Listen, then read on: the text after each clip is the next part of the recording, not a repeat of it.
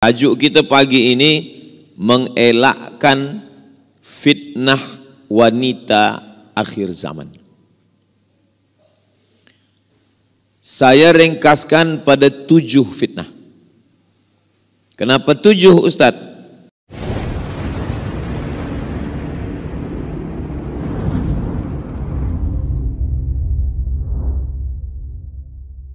Assalamualaikum warahmatullahi wabarakatuh.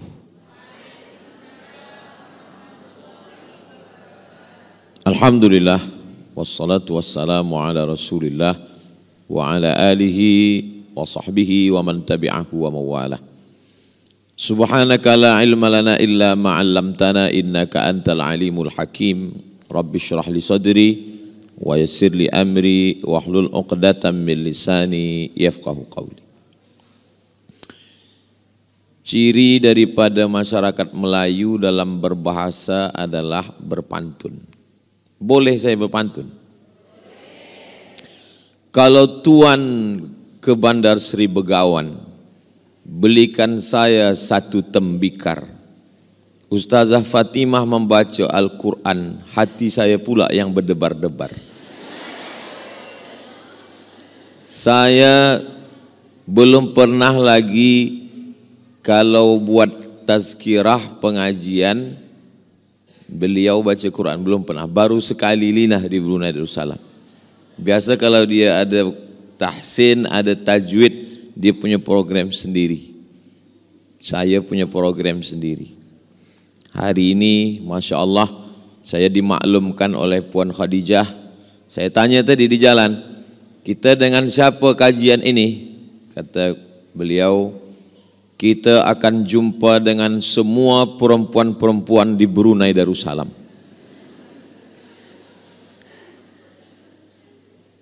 Mudah-mudahan pertemuan kita ini diridhai Allah Subhanahu wa taala.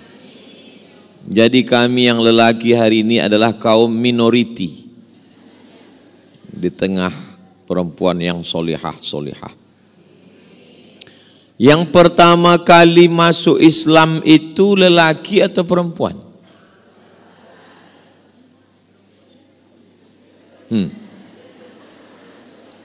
Ada.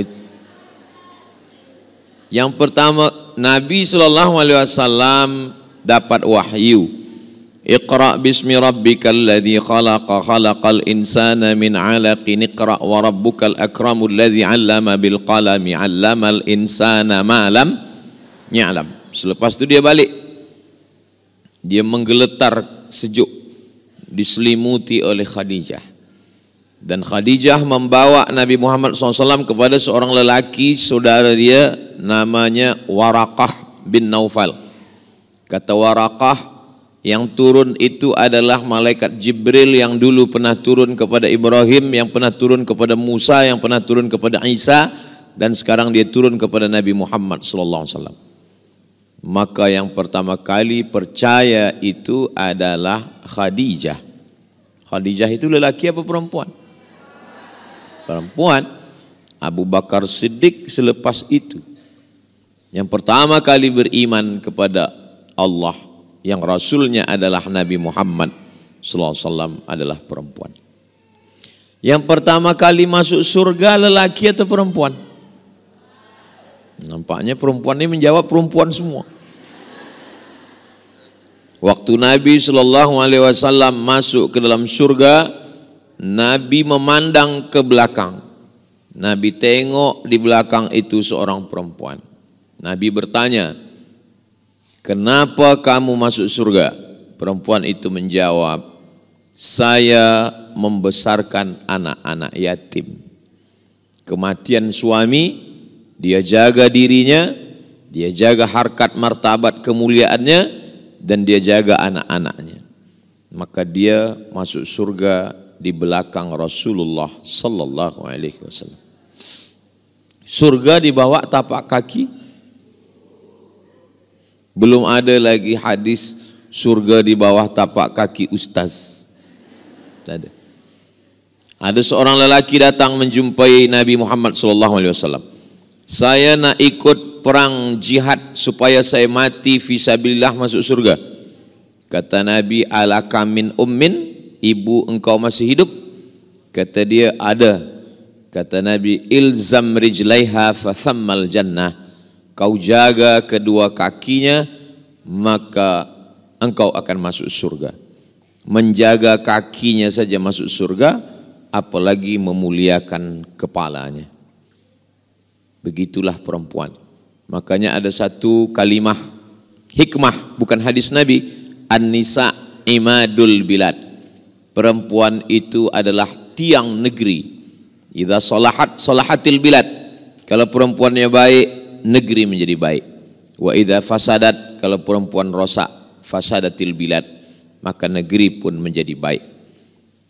Saya sudah datang ke Brunei Darussalam dari tahun 2007. Sekarang sudah 2024. Barulah saya tahu rahasianya kenapa Brunei Darussalam ini baik. Rupanya karena ada perempuan-perempuan yang baik. Yang baru hari inilah jumpa saya secara khas. Selama ini dia di belakang saja, tak nampak. Hari ini Masya Allah, tabarakallah. Langkah, rezeki, pertemuan, maut, kuasa Allah subhanahu wa ta'ala. Tajuk kita pagi ini mengelakkan fitnah wanita akhir zaman. Saya ringkaskan pada 7 fitnah. Kenapa 7 Ustaz? Kalau nanti ada Ustaz yang sebutkan fitnah wanita ada 10, ilmu dia lebih banyak. Kalau ada Ustaz yang katakan fitnah wanita ada 3, waktu dia lebih sikit. Saya hadkan pada 7 supaya kita boleh ingat baik-baik. Yang pertama fitnahnya adalah la takhda'na bil qaul. Jangan bersuara lemah gemulai. Tak boleh. Sebab kenapa tak boleh? Yatma'alladzi fi qalbihi marad. Ada lelaki fi qalbihi marad, di dalam hatinya ada penyakit. Bila dia dengar suara perempuan yang lemah gemulai mendayu-dayu, dia terus macam kerasukan setan. Sebenarnya setan tak ada ganggu dia. Banyaklah perempuan asal suami tak sembayang adu pada ustaz, minta bacakan ayat, hembuskan ke air. Ustaz tolong bacakan ayat ke air ni, kenapa nampaknya suami saya diganggu setan. Bila kita bacakan, biasa kalau orang diganggu jin, hantu, setan, kita bacakan ayat, dia ada respon, dia ada macam. Tapi yang ini tak ada pun. Rupa-rupanya setan tak ada ganggu dia. Kata setan, saya memang dah lama tak ganggu sebab dia lebih parah dari saya lagi, kata setan. Jadi tidak boleh bersuara mendayu-dayu, lemah gemulai, lembut-lembut. Jadi mana tahu ada orang miss call, salah sambung telefon. Dia telepon, Assalamualaikum. Waalaikumsalam. Ini di mana? Bandar Seri Begawan. Tak boleh. Sebab berawal dari suara. Lelaki tidak melihat, dia dengar suara, dan suara itu Masya Allah. Jadi bersuara biasa-biasa saja. Tak perlu, ada suara ni macam berangin-angin sikit. Nanti saya sebutkan macam perempuan pula bunyi saya, na'udzubillah. Jadi perempuan dari mula suara. Makanya ada setengah ulama mengatakan sautul mar'ati auratun. Suara perempuan aurat. Setengah, tak banyak. Nanti bila ada orang mengatakan, betul ke Ustaz Abdul Somad suara perempuan itu aurat? Kalau suara perempuan aurat, maka berdosalah saya dari tadi. Dari tadi saya mendengar solawat. Saya masuk tadi, dengar sambut solawat. Itu solawat perempuan kan? Kalau begitu berdosalah mendengar solawat. Berdosalah mendengar suara perempuan membaca Quran. Itu kan istri ustaz. Lelaki yang lain tak mahram dengar suara. maka makna suara perempuan boleh menjadi aurat kalau suara itu takhda'na bil qaul, merendah, mendayu, lemah gemulai, terlalu lembut, dibuat-buat. Adapun suara yang biasa saja, suara membaca Quran, suara bersolawat, suara marhaban, suara tala'al badru alaina, suara nasyid yang baik-baik, maka itu baik. Mana dalilnya? Sahabat Nabi bertanya kepada Sayyidatuna Aisyah tentang perempuan, mandi rambut ikatnya tak dibuka. Mereka bertanya kepada sahabat Nabi namanya Abu Musa al-Ash'ari. Kata Abu Musa al-Ash'ari mesti dibuka. Lalu dia ragu, dia tanya kepada Aisyah, Aisyah, wahai Ummul Mukminin, kami dah bertanya kepada Abu Musa al-Ash'ari. Kata Abu Musa al-Ash'ari mesti dibuka. Kata Sayyidatuna Aisyah, kalau dia nak cepat atau kalau dia susah, dia siramkan saja air basah pun sudah. Macam mana sahabat lelaki boleh mendengar suara Aisyah kalau suara itu aurat? Itu menunjukkan suara mengajar boleh. Khudhu nisfadinakum min Humaira.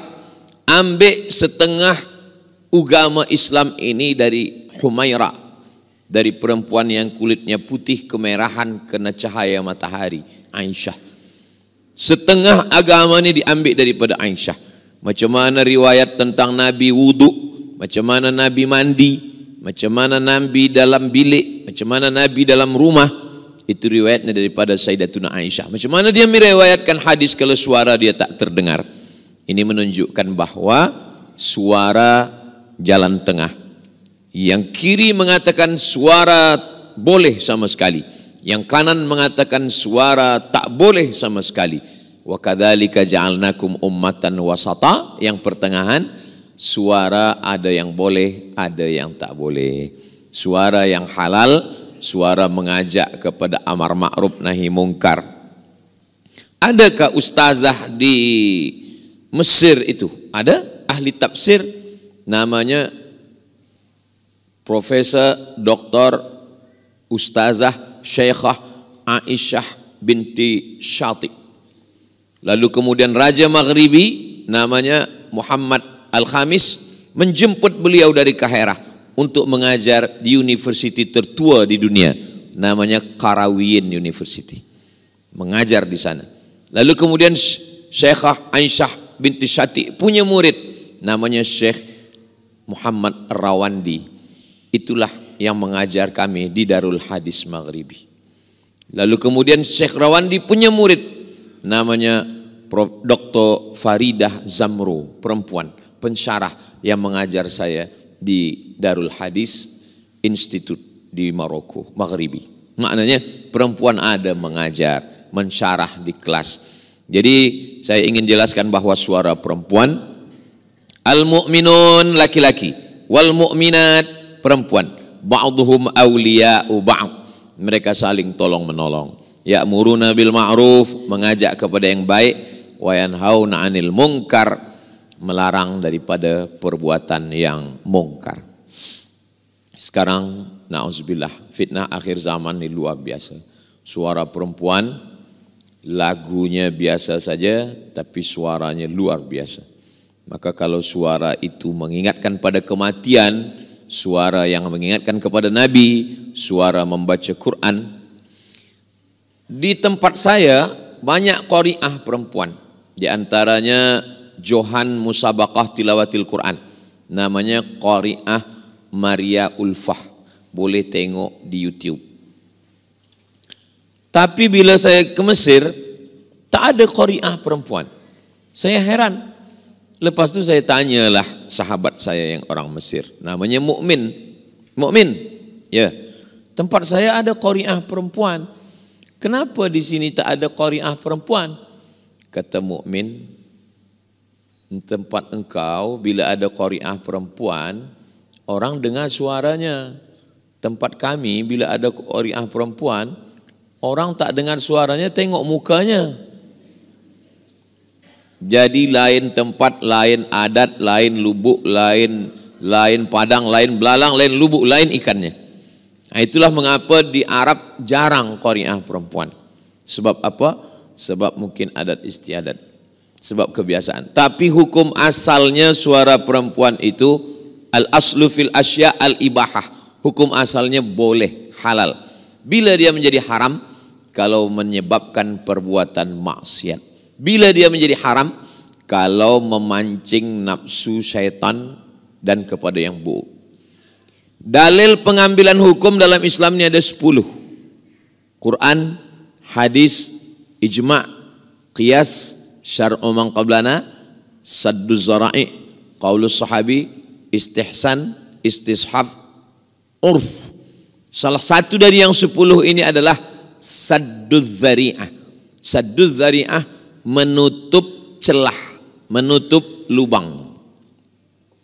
Apa hukum lelaki perempuan tidak mahram duduk di tepi lebuh raya yang ada kerusi? Setengah orang mengatakan mubah, boleh. Sebab dia tak berdua-duaan, dia tidak berkhalwat. Sebab ada orang ramai lalu lalang. Tapi setengah ulama mengatakan haram. Mana dalilnya haram? Sadduz zari'ah, menutup celah. Ustaz Abdul Somad, ya. Apa hukumnya saya ambil number kawan saya, sesama penuntut ilmu pelajar.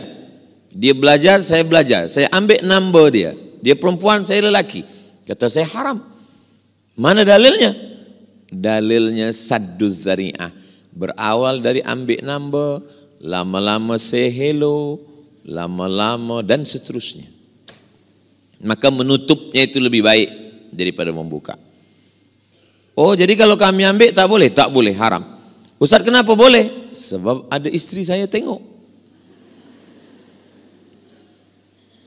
Jadi dalil pengambil hukum tidak hanya sebatas terhad pada Quran dan Sunnah. 10 itu dikaji dalam ilmu namanya usul fiqh. Kalau halal, haram, makruh, mubah, sunat, sunan muakkad, itu namanya fiqh. Adapun ilmu yang menghasilkan hukum itu namanya usul fiqh. Usul adalah asas dasar daripada keluarnya hukum itu. Usul fiqh. Begitulah tentang fitnah yang pertama. Rasa-rasa dari penjelasan saya yang pertama nih, muslimat semua pernah tak mendengar suara yang merosakkan umat?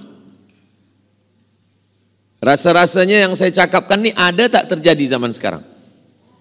Alhamdulillah. Kalau yang saya khawatirkan itu bila saya tanya, yang saya sampaikan ini ada tak? Rasanya tak ada lah Ustaz Somad. Bila rasa ada, berarti rasa yang saya tahu, yang saya rasakan, yang saya sampaikan ini rupanya terasa juga oleh jamaah. Baik suara penyanyi, atau suara reporter, atau suara pengacara, atau suara apapun dia, kalau menyebabkan terbukanya pintu perbuatan maksiat. Bagi lelaki bila dia dengar, dia matikan. Sebab apa? Sebab itu pintu masuknya setan. Setan itu, kerja setan itu macam menengok api di lalang kering. Bila ada api, baru setan kerja dia mengkipasnya saja. Kalau tak ada api dia tak boleh. Apinya itulah suara perempuan itu. Bila ada suara itu, baru dia kipas. Makanya bila ada api, kita siram lekas dengan air, padam. Selepas padam, setengah mati setan mengkipas, dia tak akan. Sebab pintunya sudah ditutup. Pintu melalui telinga. Inna sam'a, dari telinga, wal basar, mendengar suara ingin menengok. Selepas nampak berfikir.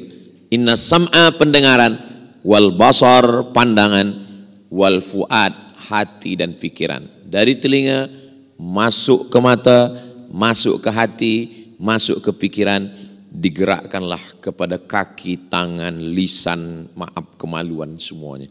Maka ditutup dari pendengaran yang tak baik. Yang kedua, la yadribna bi arjulihinna, tak boleh memukulkan kaki ke lantai. Apa pula ni perempuan tak boleh memukul kaki ke lantai? Sengaja dipasang gelang yang berbunyi di kaki. Selepas itu bila lalu dipukulkan ke lantai. Supaya dia berbunyi bergemerincing. Kerincing, kerincing, kerincing, kerincing. Untuk menarik perhatian orang banyak. Saya pernah bertamu ke rumah orang. Saya duduk di bawah. Tiba-tiba saya dengar kerincing, kerincing. Rumah dia 2 lantai, ada tangga. Saya tengok, tunduk balik. Suara kerincing. Dalam hati saya, rupanya yang disampaikan Nabi 14 abad lampau ada terjadi zaman sekarang. Bunyi kaki gemerincing. Alhamdulillah, anak saya tidak saya kasih bagi gelang kaki gemerincing. Sebab apa? Anak saya lelaki. Tapi ada orang bagi hadiah. Ustaz Abdul Somad, ini saya bagi gelang kaki. Kata saya, anak saya lelaki Tuan Haji. Ustaz pakaikan kejap, ambil gambar, lepas tu buka balik. Nak senangkan hati saja. Sebab adat kampung kami suka kalau budak kecil dipakai ke gelang kaki. Gitu. Saya pakaikan kejap, ambil gambar, kirim pada dia, lepas tu saya simpan sampai sekarang. Apa maknanya? Kalau hanya setakat itu tak apa, atau tak berbunyi. Tapi makna ayat ini sebenarnya bukan khas pada gelang saja. Semua yang menyebabkan mata orang tertengok, maka dia boleh menjadi haram, sama macam hukum gelang kaki tadi. Dipakai kasut yang tumitnya 15 cm. Dia berjalan, kita yang sakit jantung. Menengok dia lalu, dipakai. Maka ada orang bertanya ke saya, Ustaz Abdul Somad, ya, betul ke ada hadis yang melarang tak boleh mengikat rambut ke asnimatil bukhti, seperti punuk onta? Itu pun sebenarnya daripada ayat ini juga. Inti daripada maksudnya adalah mencari perhatian. Iltifatun nazar, membuat orang terpandang. Jadi kalau hanya setakat rambut panjang kemudian dia ikat. Sebab bila rambut ni tak diikat, dia rambut ni kemana-mana. Bila nanti sampai rumah dibuka, waktu membuka tu rambut ke hadapan, laki masuk bilik. Dia baca ayat kursi. Ini aku bang, bini engkau, kata. Bukan hantu. Jadi maknanya bila dia ikat sikit, agak naik sikit, tak apa. Sebab maknanya bukan tak boleh mengikat. Maknanya sengaja memang dipasang tinggi ke atas. Supaya apa? Supaya ditengok orang. Sebab ada salah satu sifat perempuan, dia ingin supaya ditengok, dipandang, diperhatikan. Itulah mengapa suami mesti memperhatikan istri. Sebab bila suami tak memperhatikan, tak membagi pujian, dia ingin diperhatikan orang lain. Melalui apa? Melalui social media. Dia akan letakkan gambar, lepas dia letak, dia tengok. Kenapa tak ada like ni? Rasa-rasa dah 3 jam tak ada like. Rupa no connecting. Jadi mesti ada perhatian. Maka lelaki bila dia balik, walaupun sekarang ni yang mendengar muslimat, tapi saya yakin balik dari sini lelaki-lelaki juga bila di-upload nanti, lelaki juga menonton, dia dengar ulang. Oh, nampaknya ini untuk perempuan, tapi juga bagi kami untuk lelaki. Nanti bagikan ke suami-suami, anak-anak lelaki semua di channel Ustaz Abdul Somad Official. Subscribe, like, share and comment, supaya mereka boleh tonton, boleh tengok. Semuanya, dari mula pakaian. Ada model pakaian ini yang kalau angin kencang dia boleh terbang, macam kelambu. Kita disuruh biasa-biasa saja. Ini nampaknya Ustaz Somad macam menyindir-nyindir kami ini. Tidak. Saya adalah ustadz yang tak pandai sindir menyindir. Saya ni kata orang Melayu, simbah daun nampak buah, to the point. Langsung saja. Saya cakap saya tak pandai sindir menyindir. Sebab dulu pernah juga ada pengerusi masjid, nanti Ustaz Somad sampaikan ini. Saya sindir. Lepas tu balik kata dia, mohon maaf Ustaz, yang disindir tu tak datang. Jadi saya tak pandai sindir menyindir. Kalau saya cakap, terus saja saya sampaikan ayat, terus saya sampaikan hadis. Masalah manusia suka tak suka, kita balikkan pada Allah Subhanahu wa taala semuanya. Qalbul mu'min baina asabi'ir rahman. Hati orang beriman itu terletak pada kuasa Allah taala. Maka kita selalu meminta, ya muqallibal qulub, engkau yang membalik-balikkan hati manusia. Manusia nak dengar, manusia suka, manusia tak suka. Dan almarhumah mak saya selalu nasihatkan, kau sampaikan saja ayat Allah, kau sampaikan saja hadis Rasulullah. Manusia suka tak suka, yang penting Allah suka. Maka dulu awal-awal saya bawa almarhumah mak saya ke masjid besar, penuh orang ramai. Saya sangka bila balik nanti dia akan katakan, ramai orang datang tadi. Bila balik dia tanya, engkau tak ada pelihara jin kan? Apalah mak ni, kata dia. Saya ni ustaz. Aku takut engkau berkawan dengan jin, lalu kemudian jin itu menarik hati manusia supaya dia suka pada cakap engkau tak akan diterima Allah Subhanahu wa taala. Aku ni ustaz mak, takkan aku berkawan dengan jin. Jinnya ustaz juga, kata dia. Aku ni dari Mesir mak, dari Kahirah. Jinnya pun dari Kahirah juga, kawan-kawan Fir'aun. Jadi nasihat yang paling dalam adalah nasihat ibu, masuk ke dalam tangkai hati, jantung, kefikiran sampai hari ini. Jadi nasihat adalah supaya bertudung biasa saja, berbaju biasa saja, bercakap pun biasa saja. Engkau berlebih bukan kerana tudungmu, engkau berlebih bukan kerana pakaianmu, engkau berlebih kerana akhlak di hadapan Allah Subhanahu wa taala. Pertama, suara, yang kedua, kaki. Yang ketiga, la tabarrajna tabarrujal jahiliyatil ula. Jangan bersolek-solek jahiliyah dulu. Rupanya jahiliyah zaman dulu pun sudah tahu bersolek. Makna yang tak boleh ini adalah membuat sesuatu yang sudah elok menjadi lebih dan itu menurut perasaan dia saja. Sebenarnya orang yang menengok biasa saja. Tapi wala umanniyannahum, kata setan, wala umanniyannahum, aku buat dia selalu bersangka-sangka, berhalusinasi, menyangka akulah paling cantik, akulah paling elok, akulah paling pasang sini, pasang sini, pasang ini, padam lampu. Bila pergi tempat walimah, orang senyum, kita pun senyum. Orang gelak, kita pun gelak. Rupanya yang digelakkan orang kita. Sebelah hijau, sebelah biru. Jadi sebetulnya Islam ni susah betul Ustaz Abdul Somad. Islam tak susah. Sebab Islam ingin kita natural, kita tabi'i, kepada tabiat awal. Makanya tidak boleh, hadisnya diriwayatkan oleh Abdullah bin Mas'ud radhiyallahu an. La'anallahul washimat, Allah melaknat perempuan tukang tato. Karena zaman dulu yang membuat tato itu perempuan. Diletak di sini, nanti bila puan muslimat pergi umrah, cuba tengok orang-orang yang Arab Badui. Orang Arab Badui nampak, nanti tatonya di sini, di sini. Masih ada lagi zaman sekarang. Nampak bekas tato. Sini, di sini, di sini. La'anallahul washimat, Allah melaknat tukang buat tato. Wal mutashimat, minta buatkan.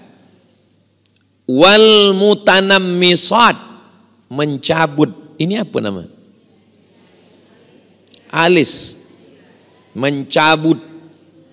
Dah elok-elok cabut. Wal mutafallijat, gigi dipotong ke.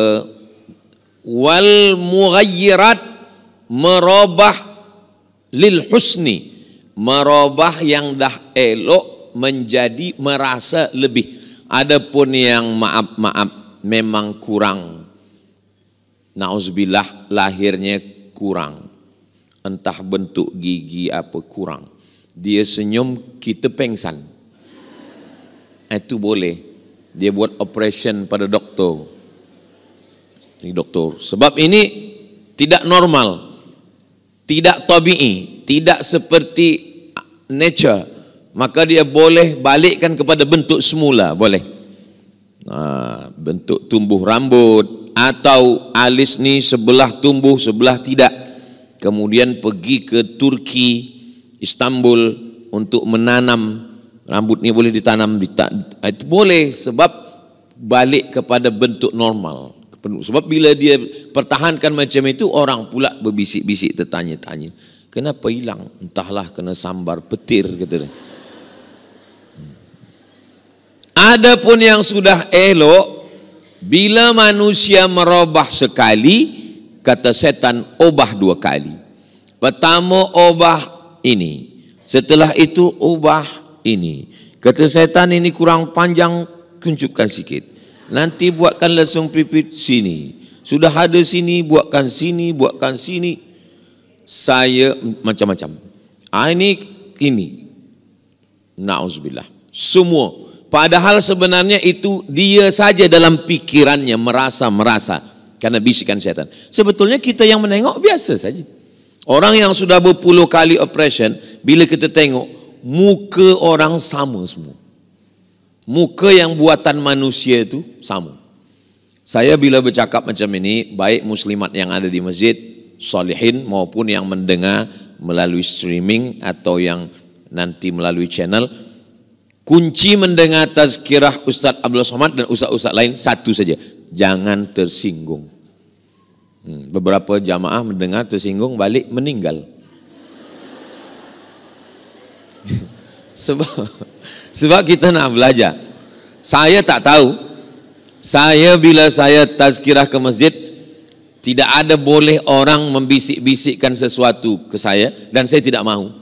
Pengerusi masjid tak ada, Puan Khadijah tak ada, sesiapa pun tak ada. Saya menyampaikan kerana Allah. Bismillahi tawakkaltu 'ala Allah, la haula wala quwata illa billah. Jangan nanti bila dengar, nampaknya tertuju ke saya ni. Tak begitu, apalagi mata ustaz tu tadi agak ke saya pula. Pasallah saya ceramah menengok ke bawah. Artinya ini untuk kita semua. Nanti di akhir majlis saya tetap minta maaf. Ada kata yang tak berkenan di hati, menyinggung perasaan, galah patah boleh disambung, kaca retak boleh direkat, hati yang sakit kemana ubat akan dicari. Boleh untuk tulis baju t-shirt belakang. Kaca retak boleh direkat, galah patah boleh disambung, hati yang sakit kemana obat akan dicari. Tapi jangan lupa tulis bawah UES. Apa ni? Waktu dah habis? Belum? Baru 3. Yang keempat adalah la yakhluwanna rajulun ma'amra'atin illa ma'azi mahramin. Tidak boleh berdua-dua lelaki dengan perempuan bila tak ada mahram. Puan Haji, saya nak bawa anak gadis ni sebentar, nak berjalan-jalan ke tepi pantai, ke tepi laut, ke tepi hutan. Tak boleh. Kalau engkau nak bawa, saya mesti ikut, kita bertiga. Rupanya anak lelaki ni pandai pula. Mak Haji, kata Nabi, bila ada lelaki perempuan berdua, yang ketiga tu syaitan. Eloklah kami berdua saja, kata dia. Orang zaman dulu kalau nak jahat, buat jahat aja, buat dosa. Orang sekarang, dia buat jahat, dia buat dosa, dia tahu pula dalilnya. Inilah akhir zaman ni. Maka kita mesti pandai-pandailah jaga anak perempuan, supaya jangan lahir. Tapi Ustaz Abdul Somad, anak perempuannya elok, mak perempuannya pula. Dari pukul 8 pagi di office, 8 jam sehari. 9, 10, 11, 12, 1, 2, 3, 4. 8 jam dengan laki orang, 2 jam dengan laki sendiri. Berawal dari jumpa, bercerita, merasa tenang, na'udzubillah. 6 langkah setan. Yang pertama, nazratun, pandangan. Selepas memandang, fabtisamun, senyuman. Selepas senyuman, fasalamun, salam. Macam mana suara kambing? Be. Macam mana suara ayam? Kuku kuku. Macam mana suara kerbau? Mo. Macam mana suara buaya? Hai sayang. Pertama, nazratun, pandangan. Yang kedua, fabtisamun, senyuman. Yang ketiga, fasalamun, salam. Yang keempat, fakalamun, mula bercakap. Yang kelima, famau'idun, temu janji. Yang keenam, faliqaun, berjanji. Habislah sudah. Makanya bunyi ayatnya, la tattabi'u khutuwati syaitan. Jangan ikuti langkah-langkah syaitan. Syaitan tidak ada pernah, maaf cakap, syaitan tidak pernah mengajak berzina. Dia hanya mengajak melangkah. Maka Islam datang memutuskan langkah itu. Ini dah macam abang saya, ini dah macam pakcik saya, ini dah macam guru saya, ini dah macam saudara saya. Berawal dari macam, berakhir dengan macam-macam. Waspadalah, setan belum pencen. Maka bunyi ayatnya, la taqrabu, jangan mendekati. Itulah pentingnya kita tahu. Saya bila ada jadwal ke Brunei Darussalam 4 hari. Hari Rabu, hari Khamis, hari Jumat, hari Sabtu bertolak. Macam mana puan jadwal, macam mana bila, macam mana ini. Semua WhatsApp, handphone saya tak ada password. Istri saya tengok apa yang kami bahaskan, apa yang kami cakapkan. Begitu juga. Jadi kita kalau berkomunikasi dengan orang, tidak boleh lebih daripada apa yang kita hajatkan. Tidak boleh bercerita kepada orang membuat kita tenang, walaupun itu ustaz, walaupun kita guru. Ustaz Abdul Somad, saya nak menceritakan sesuatu nih, datang ke rumah. Kalau kita ke tempat makan, jangan, nanti saya membayar. Tak apa juga, bukan saya ni bakhil, pelit. Saya tidak mahu nanti jadi fitnah. Datang ke rumah, nanti istri saya ada, dia akan dengar. Jangan tulis sini, jangan kirim voicemail, jangan video call. Dan handphone tahu semua. Supaya apa? Sebab kita pun tahu, kita manusia juga. Orang jatuh bukan pada lubang yang besar, tapi dia jatuh pada kulit pisang. Kenapa? Kalau lubang besar dia hati-hati, takut. Tapi kalau kulit pisang dia, disitulah dia akan jatuh. Maka kita mesti berhati-hati. Ini tentang masalah berdua-duaan dengan yang tak mahram. Berangkat dari rumah pukul 7, masuk office kerja pukul 8, pukul 12, pukul 1 makan siang bersama, petang balik ada jam, sampai rumah mandi siap-siap maghrib, maghrib makan lepas isya, 9, 10 hanya 2 jam dengan suami dan anak, itu pun scroll WhatsApp, Instagram, Telegram, FB. Ustaz Somad cakap pasal FB, pasal Instagram. Ustaz pun ada Instagram juga, ada. Yang mana Instagram Ustaz Abdul Somad? Yang follower 8 juta tu lah. Maksudnya yang belum follow lah. Isinya tak ada lain daripada tazkirah, nasihat, dakwah, tak ada macam-macam. Dan saya tak tahu passwordnya.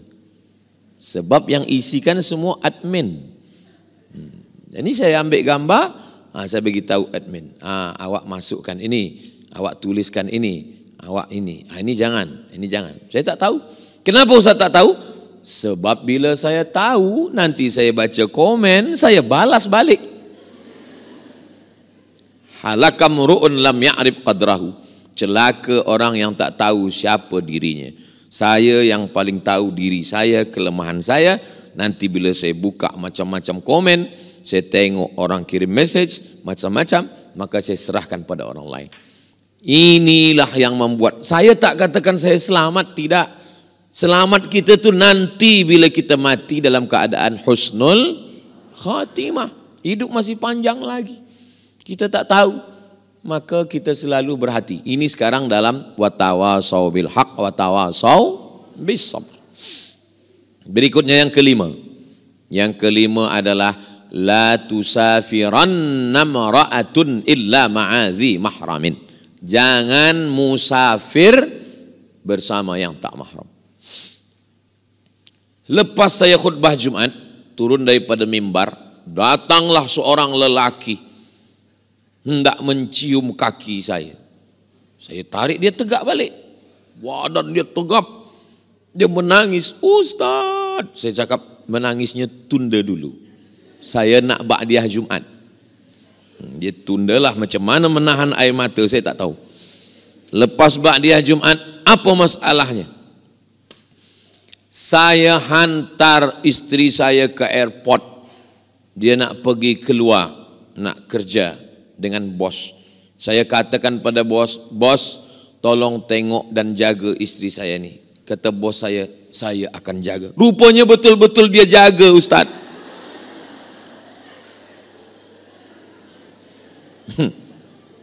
Dah berapa lama? Dah 2 tahun, Ustaz. Macam mana ni, Ustaz?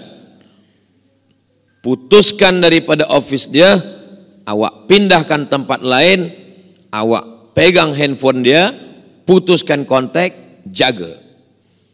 Bawa malam tahajud, baca Yasin, berzikir, weekend pergi jalan, dekatkan hati perasaan. Macam mana boleh? Siap, Ustaz. Bismillah, bismillah. Lepas sebulan, telefon. Ustaz, boleh kita jumpa makan sama siang ni? Okey. Mana ada doa tolak makan? Yang ada tolak bala. Bila jumpa menangis lagi. Apa menangis ni?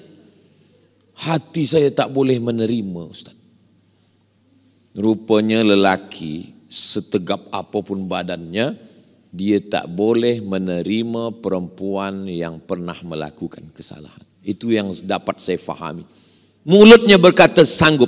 Tapi kata awak bulan lalu kata awak sanggup. Itulah Pak Ustaz, mulutku berkata iya. Tapi hatiku tidak, Pak Ustaz.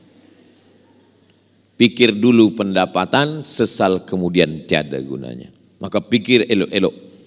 Karena lelaki susah untuk menerima. Kalaupun dia menerima, bukan kerana perempuan, tapi kerana anak, kerana itu, kerana ini dan lain-lain. Ini saya tidak ingin kita bercerita, ini kan zaman dulu, ini kan dalam Quran, ini kan dalam hadis. Yang saya ceritakan adalah true story. Kisah kenyataan yang ada di zaman ini dan dialami oleh jamaah. Tapi nama tak boleh sebut. Nanti bila dia dengar, macam kisah aku tu. Dia pun dapat pahala sebab kita tidak menceritakan nama orang. Dia dapat pahala sebab dari cerita dia itulah orang akan ambil iktibar pelajaran. Bahawa di zaman ini na'udzubillah, maka tak boleh musafir. Bila ada orang nak kontak, nak tanya ustazah macam mana? Dia tanya ustazah yang lain. Ustazah lain akan sampaikan. Maka laki-laki mesti ada cemburu. Tapi janganlah pula sangat cemburu hingga tak boleh beli sayur. Kenapa kita siang ni tak ada makan, tak ada ikan? Itulah abang cemburu, aku nak beli ayam cemburu. Nak beli itik cemburu. Ada atuk-atuk tua pun cemburu juga. Ini namanya cemburu buta. Cemburu buta. Tapi lelaki yang tak ada cemburu, la yadkhulul jannah, tak masuk surga. Siapa itu ya Rasulullah? Dayyus. Dayyus.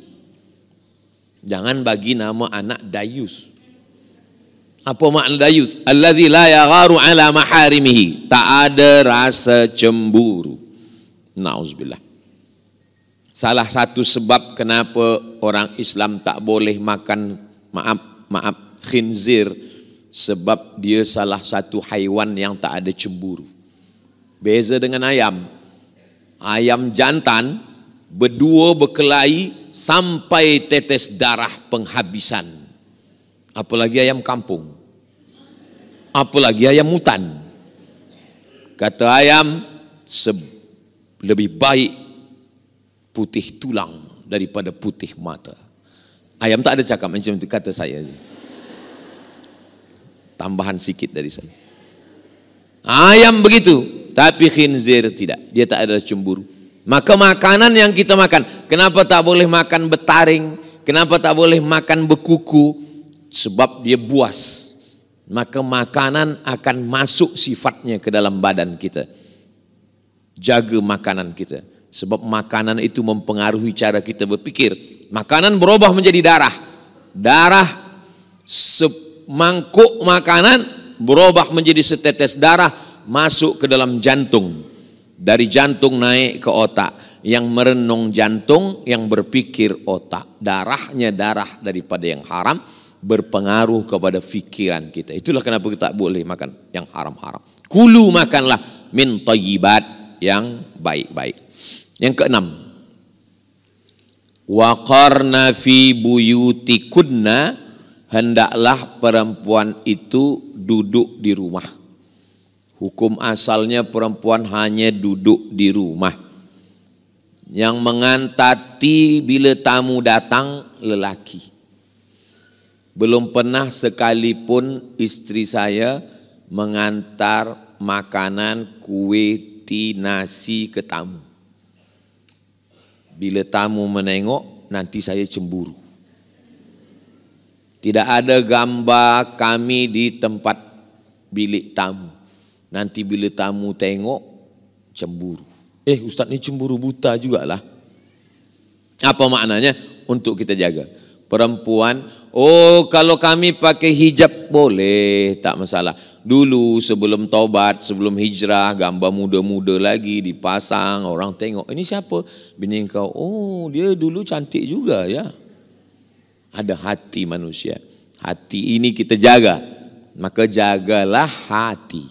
Kita nak pergi bawa kereta. Yang guna kereta drive tangan. Yang tengok jalan mata. Yang guna kaki. Tapi bila kita tengok di tepi jalan tertulis hati-hati. Kenapa tak tulis mata-mata? Kenapa tak tulis kaki-kaki? Sebab kita mesti jaga hati supaya jangan sampai sakit. Tahu semua. Begitulah Allah Subhanahu wa taala menjaga hati.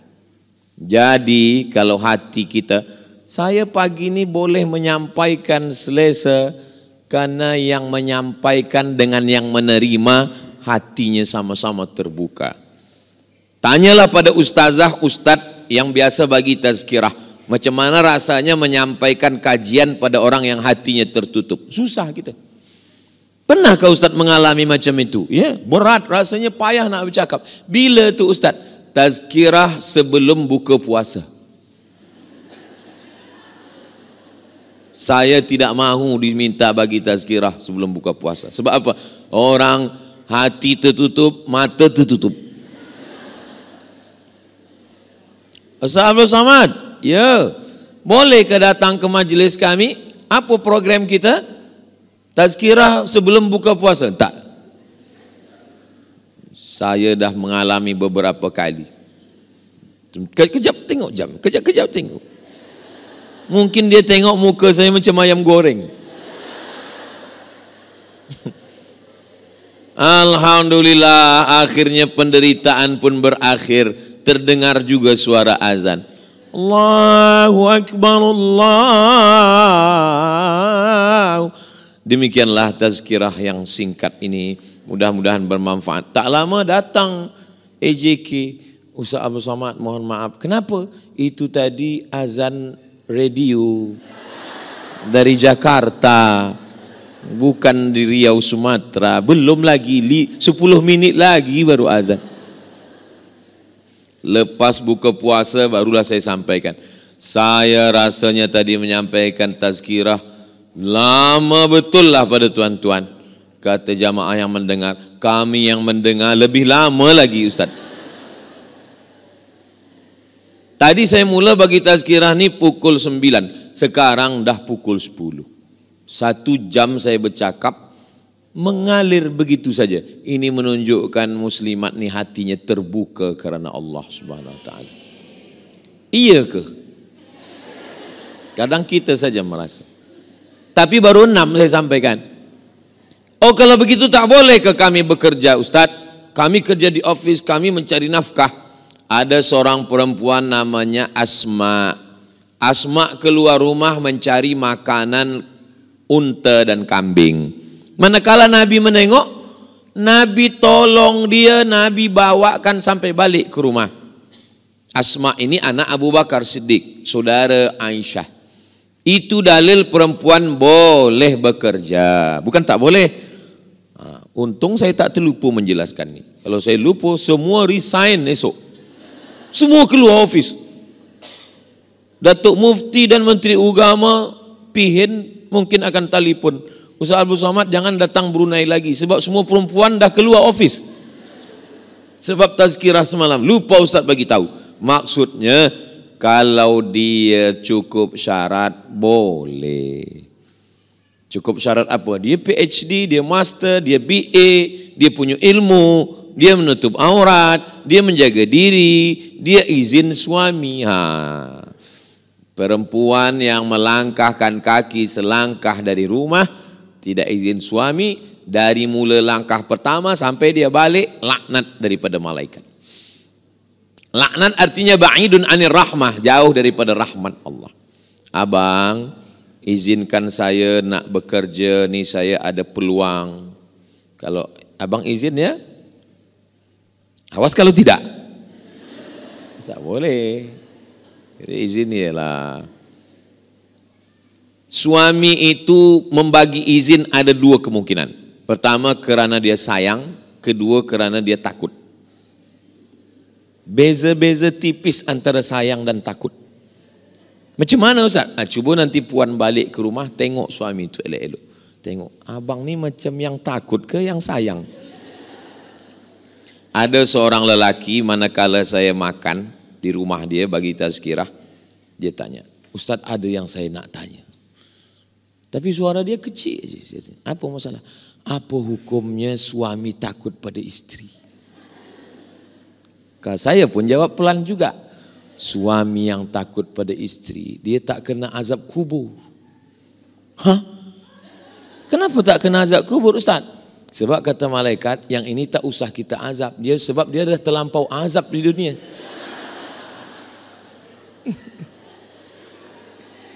Semua perempuan itu yang membebel, yang bercakap, itu semuanya bukan kerana dia jahat, tapi kerana dia ingin suaminya selamat. Betul? Betul, mengaku semua. Abang di mana, balik pukul berapa, mana duit, ini ada kain, jangan lupa bawa sembayang, ini dah sembayang atau belum, miss call, ini dah di mana, dengan siapa, di mana, tanya. Kenapa Ustaz tahu? Sebab banyaklah jamaah kejap-kejap ambil gambar dengan saya. Kejap-kejap ambil gambar. Lama-lama saya, awak dah ambil gambar hari ini 3 kali. Kenapa? Nak kirim pada orang rumah Ustaz. Sebab bila saya kirim ke dia dengan Ustaz, dia tenang. Engkau dengan siapa? Aku dengan kawan yang mancing. Oh, kamu mancing apa ni? Mancing masalah. Dengan siapa? Dengan Ustaz Somad. Alhamdulillah. Padahal dengan saya kejap je, lepas tu dia pergi. Maka perempuan boleh bekerja atau mohon maaf pendapatan suami kurang. Jodoh kita tak tahu. Lalu kemudian dia bekerja boleh. Abang, aku ni bekerja. Sebab apa? Sebab nanti bila ada zakat, aku bagi zakat. Mana boleh isteri bagi zakat ke suami? Suami dapat duit, isteri dapat duit. Apa beza duit isteri dengan duit suami? Pada duit suami ada hak isteri, nafkah namanya. Tapi pada duit isteri tak ada hak suami. Duit puan 100% untuk puan. Tak ada hak anak, tak ada hak suami, tak ada untuk air, tak ada untuk lampu, tak ada untuk kereta, tak ada untuk semua 100%. Yang lain suami bayar. Tapi apa kata seorang isteri? Aku bagiin kau ni semua. Jangankan duit ni, nyawa aku bagi. Satu-satunya kesalahan aku dalam hidup ini adalah jatuh cinta pada kamu. Orang kalau sudah sayang, semua dia bagi. Yang last sekali, yang ketujuh adalah yaitunya perempuan yang menderhaka. Kalau perempuan itu salataha, somat saumaha, melaksanakan salat khamsaha, 5 waktu, melaksanakan puasanya, dia baik, maka dakhalatil jannah min haitsu sya'at. Dia masuk surga dari pintu mana saja yang dia suka. Ada orang bersedekah, masuknya dari babus sedekah. Ada yang rajin puasa, masuknya dari pintu babur rayyan. Ada yang suka berjihad, masuk dari babul jihad. Tapi istri yang solihah, kata Allah Ta'ala, masuklah engkau ke surga dari pintu mana saja yang kamu mahu. Mudah-mudahan puan muslimat semua masuk dalam golongan itu. Ya Rasulullah, bagaimana perempuan yang solihah itu? 3. Idza ra'aitaha sarratka.